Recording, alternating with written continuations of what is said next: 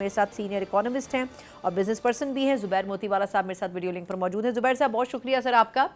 Sir बताइएगा, बड़े दिनों से, हफ्तों से, महीनों से इंतज़ार कर रही थी हुकूमत कि आईएमएफ से मुआहिदा हुआ। बिलाखिर हम उस पॉइंट पर पहुंच गए हैं कि आईएमएफ मान गया है, लेकिन उसको मनाने के लिए जितने पापड़ हमें बेलने पड़े हैं, आपके ख्याल में ये महंगा पड़ा या पाकिस्तान के लिए बेहतर साबित हुआ? देखिए, इसको समझने के लिए ज़रूरत इस बात की है कि हमें ये समझना चाहिए, अगर हमने पापड़ बेले हैं या कुछ भी किया है, उनके पीछे भागे हैं, जो कुछ भी किया, क्या ये हमारी ज़रूरत थी या आईएमएफ की ज़रूरत थी?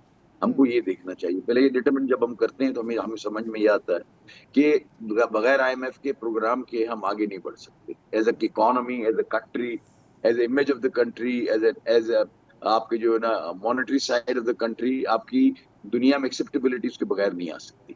अगर आपने आईएमएफ के प्रोग्राम में जब जाते हैं तो वो ड्यू डिलिजेंस पूरी करता है।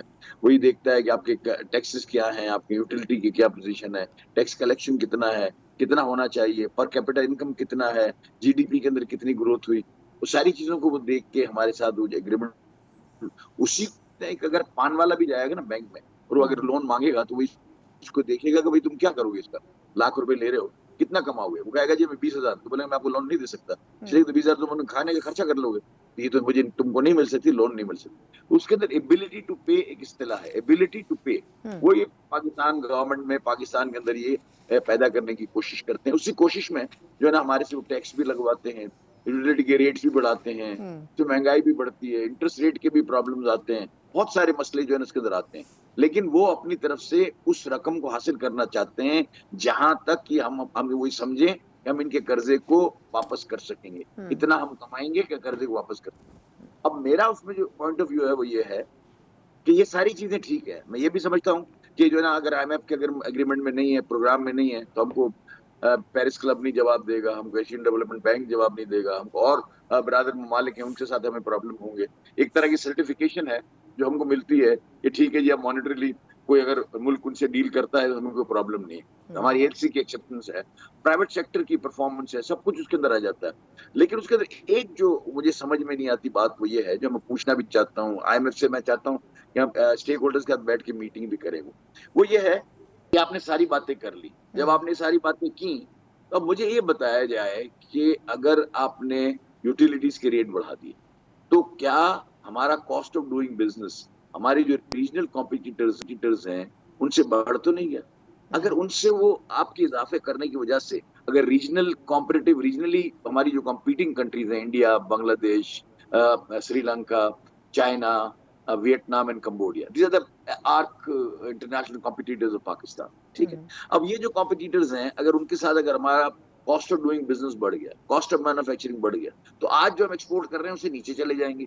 जब नीचे चले जाएंगे तो हमारे पास डॉलर्स कम आएंगे। अगर डॉलर्स हमें चाहिए, वो डॉलर्स अगर नहीं आएंगे और अगर एक्सपोर्ट हमारी कम हो गई, इन तमाम इकदाम की वजह से जो आईएमएफ के साथ एग्रीमेंट के नतीजे में हमारे ऊपर आए हैं, इस वक्त यही जो हमारी हमने सब्सिडी कम, अब कंप्लीट फ्रीज तो हो नहीं सकती थी। हमने क्या किया, फर्टिलाइजर को देते थे वो पूरा तो नहीं रोक सकते थे, हम डोमेस्टिक को सब्सिडी पूरी नहीं रोक सकते थे, लेकिन आईएमएफ से हमने एग्रीमेंट किया कि सब्सिडी जीरो होगी। अब सब्सिडी इस टैरिफ को कैसे मेंटेन करेंगे? उन्होंने उसको फ्रंट लोडिंग कर दिया इंडस्ट्री। अगर आप समझेंगे 100 रुपए हैं और अगर ये जो 100 रुपए का पूरा केक है, आपने 50 रुपए इंडस्ट्री को बेचने हैं और 50 रुपए वहां से लेने हैं। अब वहां से तो उन्होंने 25 लेने हैं, ये जो बाकी के 25 हैं उसको स्प्रेड करते हैं इंडस्ट्री के ऊपर। जब इंडस्ट्री में स्प्रेड करते हैं उसका रेट बहुत बढ़ जाता है। जब रेट बढ़ता है तो फिर हम जो है ना कॉम्पिटिटिव नहीं रहते। इसका सवाल का जवाब मुझे मिलता नहीं है। मैं समझता हूँ बड़ा जबरदस्त काम हुआ है, वज़ीर आज़म साहब वहां जो गए हैं, मैं मुबारकबाद भी पेश करता हूँ। आईएमएफ की बड़ी सख्त जरूरत थी, उसके बगैर स्टेबिलिटी हमारे यहाँ नहीं आती, और सब कुछ ठीक है, लेकिन व्हाट नेक्स्ट? अगर आपने आईएमएफ का प्रोग्राम लेके आए हैं तो साथ साथ हमें ये प्रोग्राम सर मैं